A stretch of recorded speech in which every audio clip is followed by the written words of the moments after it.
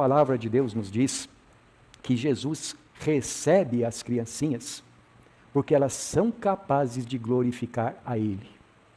Veja, meus irmãos, todas essas coisas mostram para nós a maneira como nós precisamos olhar para os pequeninos. Mas tem algo mais. É que Jesus nos diz que nós precisamos ser como os pequeninos. Versículo 15, ele diz assim: em verdade vos digo, quem não receber o reino de Deus como uma criança, de maneira nenhuma entrará nele. Antes de responder o que significa isso, eu gostaria de dizer, irmãos, o que isto não significa, tá bom? E para responder o que isto não significa, eu peço que vocês, por favor, abram as Bíblias lá agora, em 1 Coríntios capítulo 14, versículo de número 20. O apóstolo Paulo, ele está usando aqui a mesma metáfora usada pelo Senhor Jesus, quando ele diz que devemos ser como crianças. E ele explica em que sentido nós devemos ser e como é que nós não devemos ser como crianças, não é?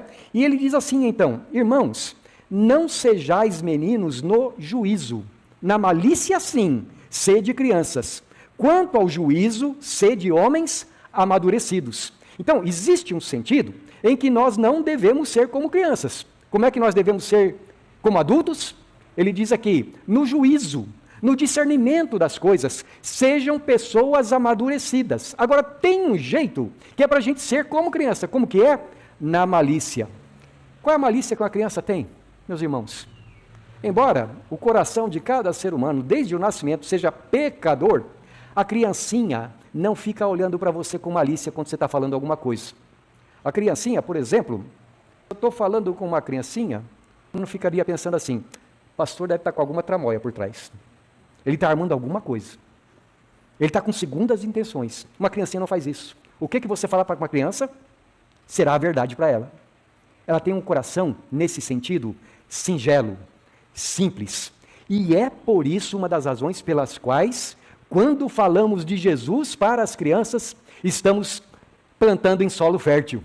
Estamos plantando em corações que têm a tendência, ou melhor, que são como que planificados pelo Espírito Santo para que ali a obra de Deus aconteça.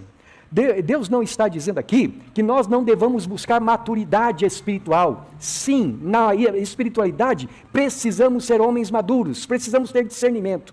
Mas quanto à maldade no coração, nós precisamos tirar toda a que houver.